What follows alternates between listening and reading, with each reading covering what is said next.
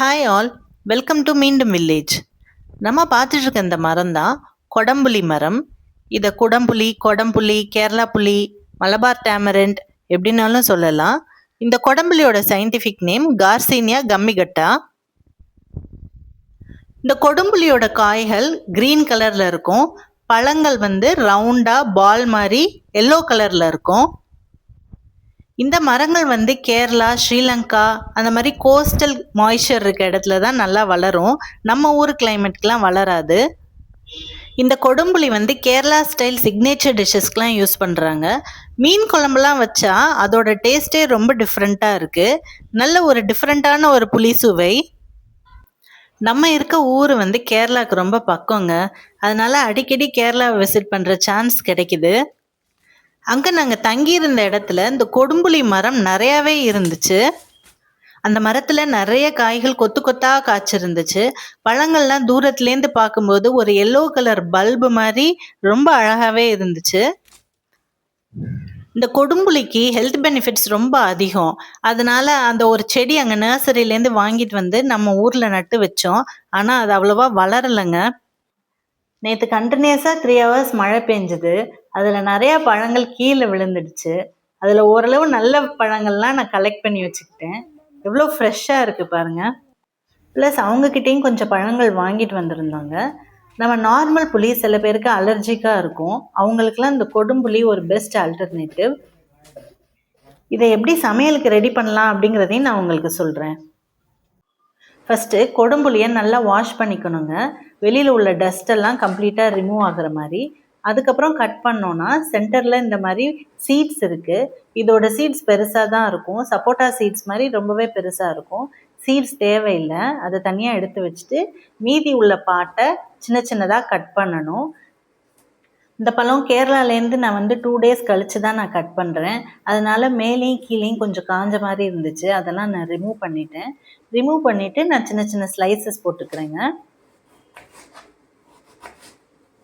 ரொம்ப சின்னதாக ஸ்லைஸ் பண்ணணுன்னு அவசியம் இல்லை, ஏன்னா நம்ம நல்லா காய தான் வைக்க போகிறோம். ஸோ மீடியம் சைஸில் நல்லா வேர்ட்டிக்கலாக கட் பண்ணிக்கிட்டிங்கன்னா காய வைக்கிறதுக்கு ஈஸி. நல்ல சன்லைட்டில் ஒரு 7 days காய வச்சோன்னா அதோட ஜூஸ்லாம் வற்றி கொஞ்சம் அதுவே ட்ரை ஆகிடும். இது நல்ல காஞ்ச கொடும்புளி.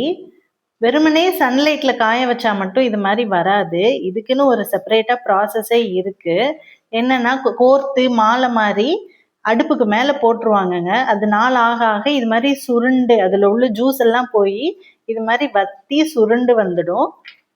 இது கொடும்புளி. இது நம்ம நார்மலாக ரசம், புளிக்குழம்பு, மீன் குழம்புக்கெலாம் வைக்கிறோம் இல்லையா, அந்த புளி. இது நம்ம யூஸ் பண்ணுற புளியோட மரம், புளிய மரம். இந்த மரத்தில் காய்கள் நிறையா காய்ச்சிருக்கு. புளியம்பழம் கீழே விட மேலே தான் நிறையா புளி இருக்குது. சின்ன மரமாக இருந்தால் ஏறி உழுப்புனாலே நல்லா முதிர்ந்த பழங்கள் எல்லாம் கீழே விழுந்துடும். இந்த மரம் ரொம்ப பெருசுங்கிறதுனால யாராவது மேலே ஏறி போய் தான் பறிக்கணும். இந்த மரத்தை நம்ம மோஸ்ட்டாக எல்லாருமே பார்த்துருப்போம். இந்த புளிய மரம் வளர்றதுக்கு தண்ணியே தேவையில்லைங்க. ட்ரையான பிளேசஸ்லேயே நல்லா வரக்கூடிய மரம். இந்த பழத்தை பறிச்சுட்டு ஓடை எடுத்துட்டோன்னா உள்ள ஃப்ளெஷ் நீளமாக இருக்கும். நடுவில் சீட்ஸ் இருக்கும். சாக்கு தைக்கிற ஊசி இல்லைன்னா கூர்மையான ஏதாவது ஒரு ஊசியை வச்சு நடுவில் உள்ள கொட்டையெல்லாம் எடுத்துடணும். இது கொட்டை எடுத்த புளி. இந்த மாதிரி எடுத்து வச்சுக்கிட்டோம்னா தான் நமக்கு ஷெல்ஃப் லைஃப் நிறையா வரும். பூச்சி வண்டு எதுவுமே வராது. கொட்டை எடுத்த புளியை தான் நம்ம சமையலுக்கு யூஸ் பண்ணுவோம். இந்த புளியில டார்டாரிக் ஆசிட் அப்படிங்கிற ஒரு காம்பவுண்ட் இருக்கு. நம்ம எல்லாருக்கும் தெரியும் அந்த டார்டாரிக் ஆசிட்னால தான் இந்த புளியில புளிப்பு சுவை வருது அப்படின்னு. வேற குடம்புளியில ஹைட்ராக்சி சிட்ரிக் ஆசிட் அப்படிங்கிற ஒரு காம்பவுண்ட்னால தான் புளிப்பு சுவை வரும். நம்ம புளி இந்த டேமரிண்டை கம்பேர் பண்ணும்போது குடம்புளிக்கு அசிடிட்டி கொஞ்சம் அதிகங்க. அதனால அதை ரெகுலராகவும் கன்சியூம் பண்ணக்கூடாது. கேரளா ஸ்டைல் டிஷ்ஷஸ் இல்லை வெயிட் லாஸ் ரெஜிம் ஏதாவது ஃபாலோ பண்ணிக்கிட்டு இருந்தீங்கன்னா குடம்புளி ரொம்ப பெஸ்ட்டுங்க. Moderation is the key.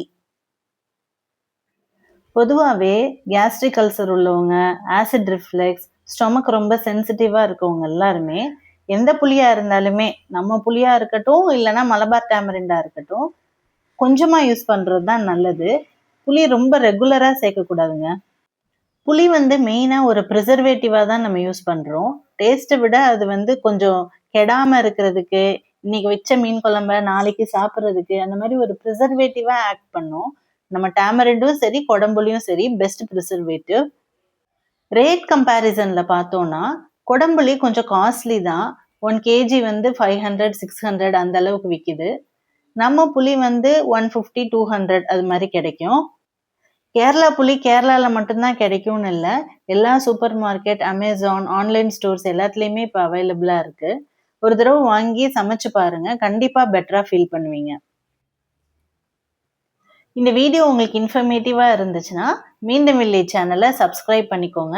நம்ம நார்மல் டேம்பரண்ட் அலர்ஜியாக உள்ள ஃப்ரெண்ட்ஸுக்கெல்லாம் கொடும்புளி யூஸ் பண்ண சொல்லி இந்த வீடியோவை ஷேர் பண்ணிக்கோங்க. தேங்க்யூ.